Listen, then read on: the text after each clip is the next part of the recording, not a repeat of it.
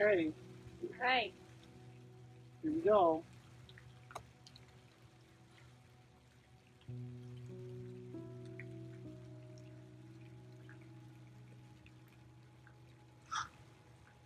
Oh my gosh. Are they working? Oh my god.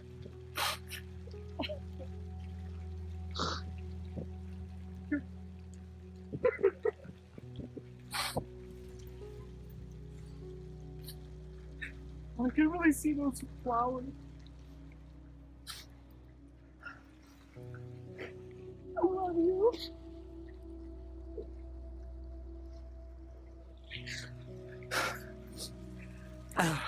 Wow, I can really see them now. Can you? I could not see those at all. Wow, there they are. Just popped out. Oh my god. I gotta walk around. Yeah. Take it all in.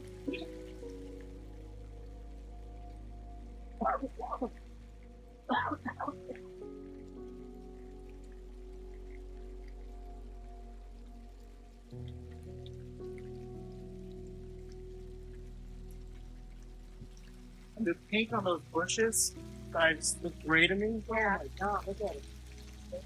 Tons of them. He's excited. I know I buckled up, but I can see. When I look down, I can see here versus here. It is remarkably different. Wow. This is so bright. It is so much brighter. That's red. Yeah. and the pink flowers. I mean, they always just kind of disappear. There was kind of this gray color, but man, they really. Wow, I can really see them. Wow, this is what you guys see all the time. All the time. Yeah. Isn't the world pretty? It's breathtaking. Thankful for the story of Jake Wagner there, a friend of one of our tech team members, and allowing us to use that video. Can you imagine what that would be like? To walk through life with, like, some have some semblance of color, but did you notice he said that the flowers, the pink flowers, were always like a dull gray to him? And these glasses that they came out with over the last 10 years helped them to be able to see the contrast in the different colors and to bring some light to them and to help them to be able to zero in on those colors and bring them to life for them. Can you imagine what that feels like? To have been walking around in life for so long with one perspective, like not being able to see like that. And to have it changed. To have the opportunity to see differently, to see the world differently, to see your friends differently. Like he looked down at his shirt and he's like, he didn't even realize he was wearing a red shirt. To see himself differently. It's a whole new way of seeing. It opens up a whole new life of color for them. Can you imagine that? When I think about that first Easter Sunday, when those disciples, after watching Jesus die on the cross, after experiencing the trauma of all of that, to some extent walking around in a blindness, in a fog, not being able to see what's in front of them, what might be happening for them. Deep disappointment. Maybe even resigned to thinking that this is all over, right? It's all over. Blinded by their grief.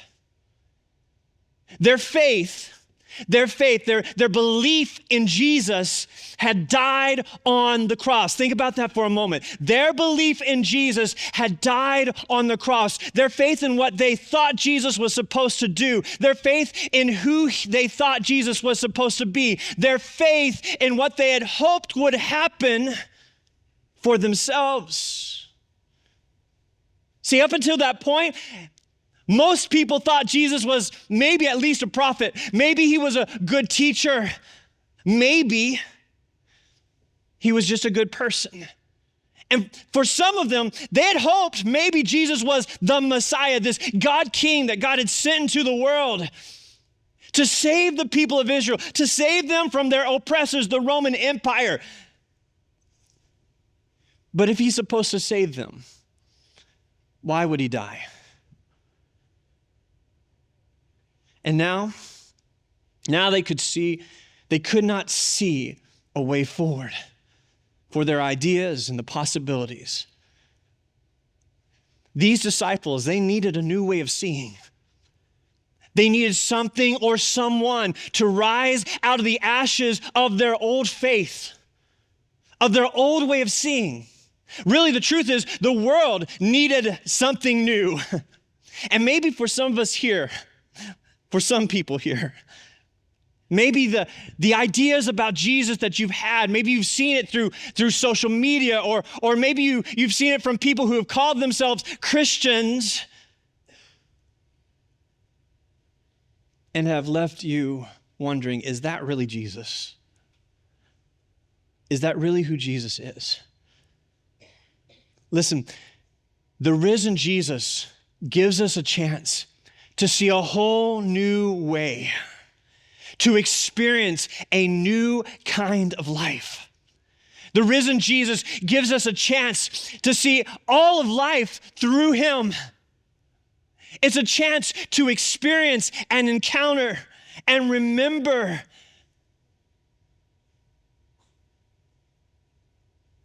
who he has called us to be. Easter, this day, is all about a new beginning. It's a whole new beginning for all of creation.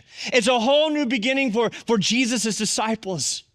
Listen, faith in Jesus revives new life. To believe in him and who he became through the power of the resurrection can bring new life to us and to the world around us. We're going to look at the Easter story through the lens of John, one of his disciples. In the New Testament book of John, John gives an illustration of how this whole day went down on that first Easter Sunday. He says in John chapter 20, verse 1, he says, early on Sunday morning, which, by the way, is the first day of the week for the Jewish people, all right? Early on Sunday morning, while it was still dark, Mary Magdalene came to the tomb and found that the stone had been rolled away from the entrance. She ran and found Simon Peter and the other disciple, the one whom Jesus loved. And she said to these guys, they have taken the Lord's body out of the tomb, and we don't know where they've put him. These disciples of Jesus, these followers of Jesus, have been living in a blindness since his death, a fog. And Mary, who comes to the tomb first on that Sunday morning, I was looking up at probably about 3 a.m, she arrives. And immediately when she sees that the stone has been rolled away, she doesn't think about any other possibilities except somebody has done something with the body. She doesn't go in to look. She just sees that the stone has been rolled away, and she runs in and she tells these other disciples of Jesus, Peter and John, what has happened. See, Mary is walking in this blindness, this fog. She's still thinking of Jesus as he was. She's still thinking of Jesus in the old way that she knew him, that she saw him. Let's keep going. Peter and the other disciple started out for the tomb. This is one of the best parts of the Easter story, y'all, coming up right here. Listen, John, remember, John is the guy who's writing this. He says, they were both running, but the other disciple outran Peter. He's writing about himself, if you don't catch that. And reached the tomb first. He stooped and looked in and saw the linen wrappings lying there. But he didn't go in. John stopped right there. Then Simon Peter arrived and went inside. He also noticed the linen wrappings lying there, while the cloth that had covered Jesus' head was folded up and lying apart from the other wrappings. Then the other disciple, whom had reached the tomb first, also went in. This is John. And he saw and believed. Would you say that with me? And he saw and believed. For until then, they still hadn't understood the scriptures that said Jesus must rise from the dead. Then they went home. Now, this is where things are beginning to stir, right? In their minds, Peter and John, who actually see the way that the linens are arranged there. Now, at first, when they hear about the stone being rolled away and what Mary had told them, right? At first, they're thinking the possibility that somebody had stolen him. But when they look in and they look at the way that the linens are arranged there, like it goes to their mind, why would somebody unwrap the body and then just take the body and just leave the linens there? Why would somebody arrange the cloth that was around his face in such a way? Right? Nobody would do that. If they were going to steal the body, they would have taken everything. And so it begins to stir in their mind. Something else has happened here. It says there in verse 9, for until then, they still hadn't understood the scriptures that said Jesus must rise from the dead. The scriptures that they had heard quoted from Jesus when he hung out with them. The scriptures and that Jesus would remind them that the old prophets of old would tell about the coming Messiah, how the coming Messiah would have to die, how the coming Messiah would have to suffer, how the coming Messiah would experience pain and suffering for his people. Now it begins to make sense. All the times that Jesus had talked about how he was the good shepherd, that the shepherd would lay down his life for the sheep. Now it begins to make sense. It's beginning to come together for them. And all of a sudden, in this moment, for Peter and John, in this moment, their faith is reborn. Well, let me just back up and say, not just reborn, because it gives the impression that their faith was the same as it was. No, their faith is revived into something new. Something new has happened. Something very different, something that up until this moment, they really had not expected to happen. And for us today, as we come on this Easter Sunday, the truth is for us as well. Let this experience of the risen Jesus revive your faith. Every year we come to this moment, we celebrate, we remember, we sing some really awesome songs. I love them. Guess what? We sing them every single week. Because it's not just a one-time event.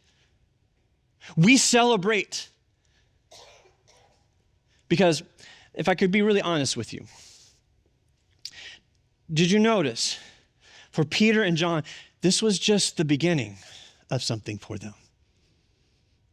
They had not met the risen Jesus yet. They'd only seen the linen and the cloth. They'd only seen the empty tomb.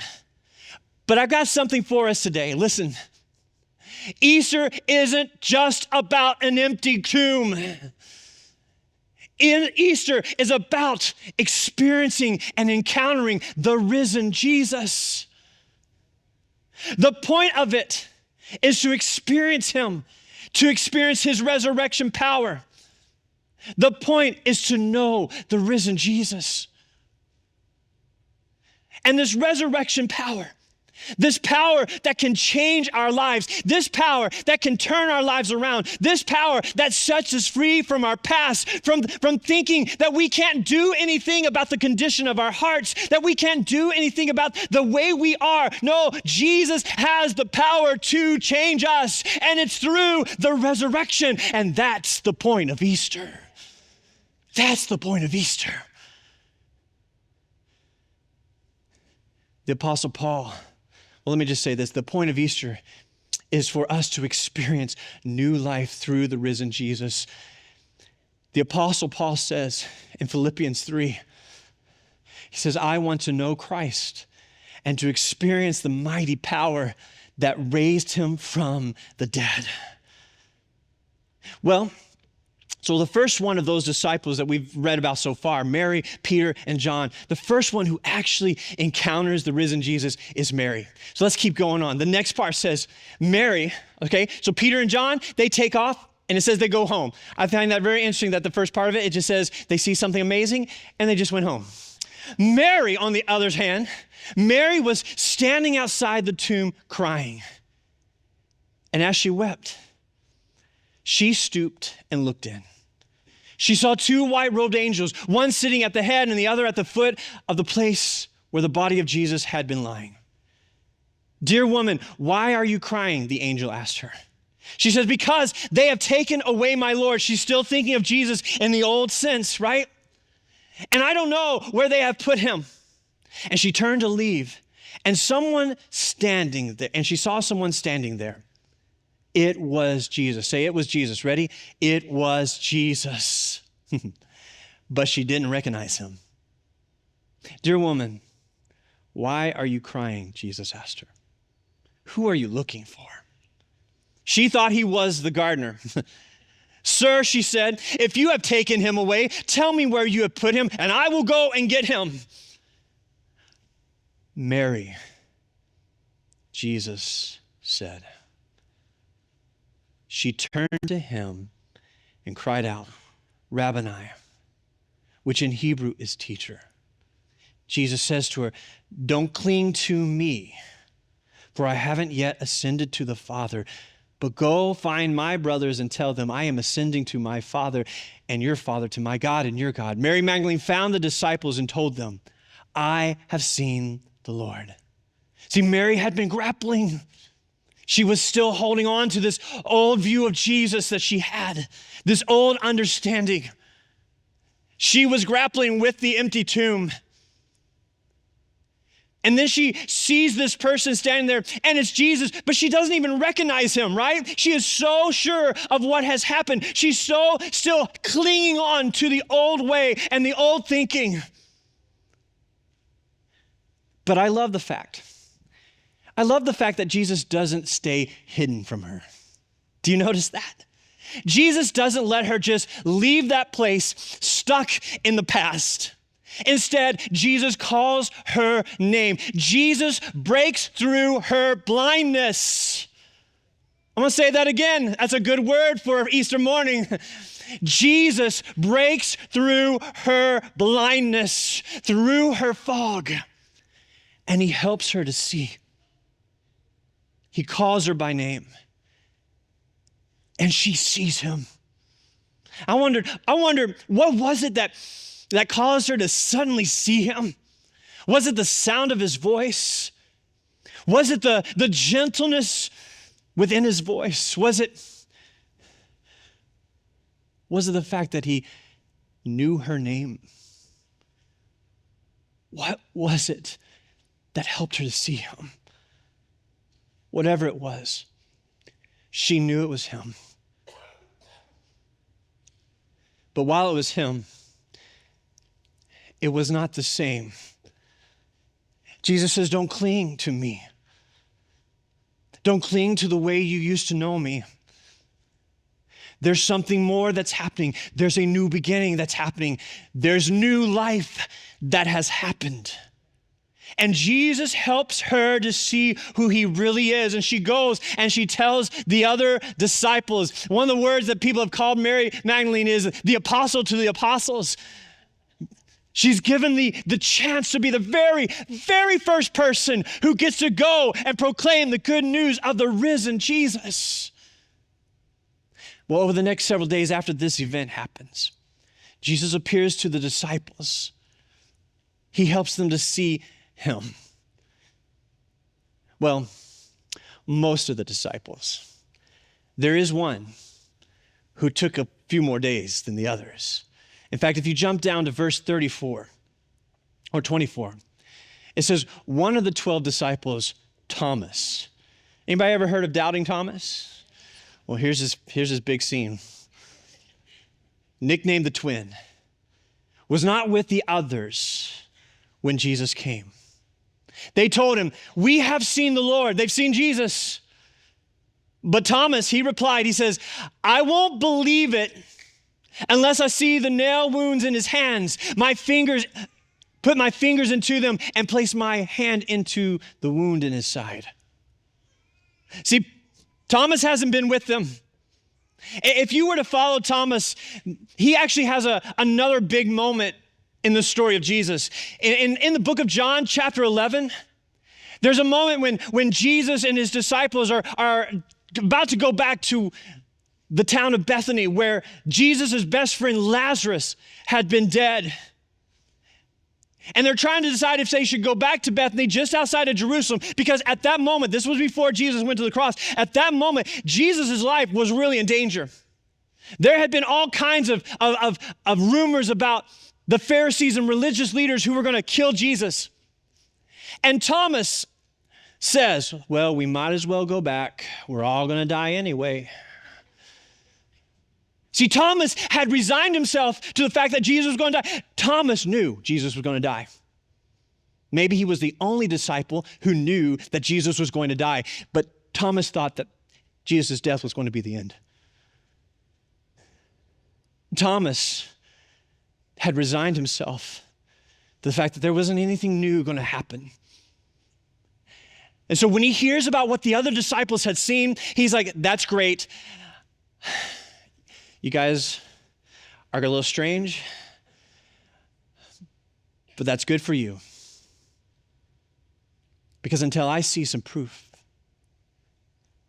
until I see the wounds, I don't need any part of this. So here's what happens. 26, verse 26. 8 days later, the disciples were together again. And this time, Thomas was with them. The doors were locked, but suddenly, as before, Jesus was standing among them. Peace be with you, he said. Now here's Thomas. My Lord, my God, Thomas exclaimed. Then Jesus told him, you believe because you have seen me. Blessed are those who believe without seeing me. Jesus gives Thomas the chance to see the wounds. Jesus breaks through Thomas's blindness and helps him to see.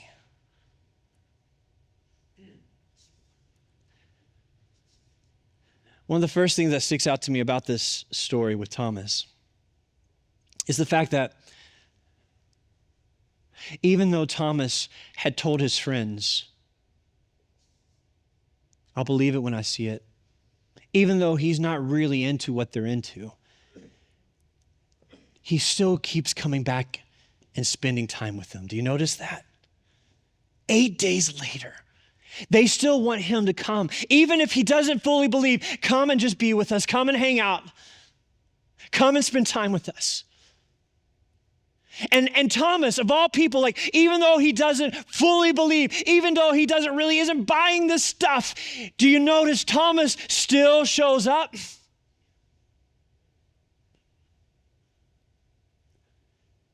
Part of the faith being revived by Jesus is us continuing to show up, and he will break through. He will break through. Jesus shows up. He meets Thomas right where he is. He meets him in the middle of his doubt. He meets him in the middle of his grief. And I'll tell you this morning, this is what Jesus does and will do for us. This is what Jesus has done for me on more than one occasion. When I have had doubts and when I have had fears, when I have wondered, where are you, God? Why haven't you shown up? When I have wondered, why do people who claim your name act the way they do? All these different times when I have had all these experiences of doubt and fear in my own life, Jesus has shown up. I have seen him in our food pantry. I have seen Jesus in the hospital. I have seen Jesus at the police department. I have seen Jesus at my kids' school. I have seen Jesus at the baseball games and the volleyball games. I have seen Jesus. I have seen Jesus in you. I'm telling you, the way Jesus shows up, whether it's like Mary, when you may not expect it, right? When you think you're seeing something else and Jesus shows up, or you're like Thomas, and you just have to keep showing up. let this risen Jesus show himself to you today. Let this risen Jesus show himself to you. And be willing to see him. Be willing to see him. Now, those glasses that Jake put on in that video, they're great, but they're not the cure. Those glasses, basically, they manipulate the light that makes it to his eyes. They can only do so much. I want to tell you something. This Jesus is the cure. Jesus is the one who brings healing for the very deep, broken areas of our lives. Jesus is the one who can actually bring the change in our hearts and our lives that we cannot do for ourselves. This is what the risen Jesus does. This is what the risen Jesus is about. And today, I encourage you to let him revive your faith. Maybe it's been a long time. Maybe you grew up in the church and stuff has happened. Life has happened. You've walked away. Maybe this is the first time and you've never been a part of church and somebody invited you and you're here and you're hearing this message of Jesus. Maybe you've been coming for a long time and it's just been kind of a thing you do and you've forgotten what the risen Jesus really is about. Today, let him do the work in your life. Give him your life. Trust him with your life. Let this be the Easter that the risen Jesus revives new life in you. Would you stand?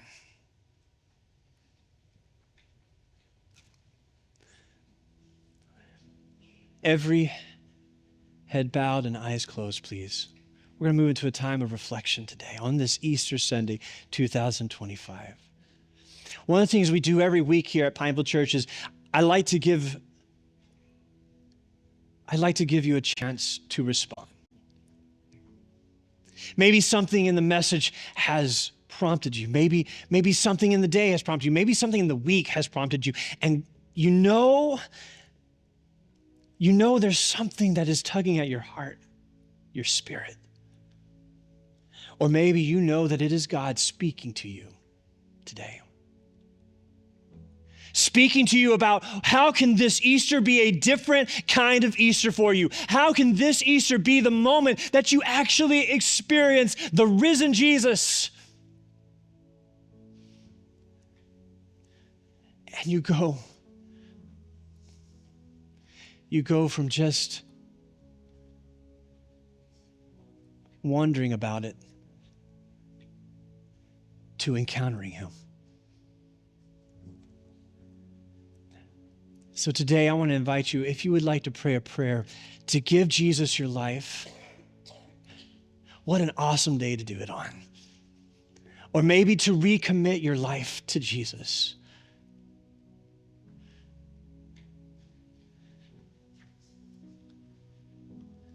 Maybe you just need to hang on and keep showing up and keep trusting that one day the fog will lift.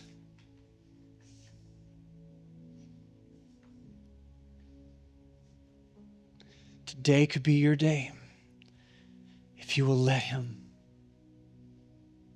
If you will believe in him and put your faith in him, this could be your day. So I'm going to pray a prayer and you can repeat it. You can whisper it out loud or whisper it in your heart. The prayer goes like this: Jesus, I give you my life. Jesus, I confess my selfish sins.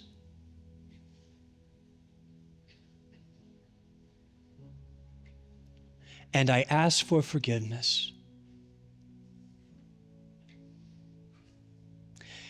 Jesus, I trust that you do forgive me. And I receive and I accept your love.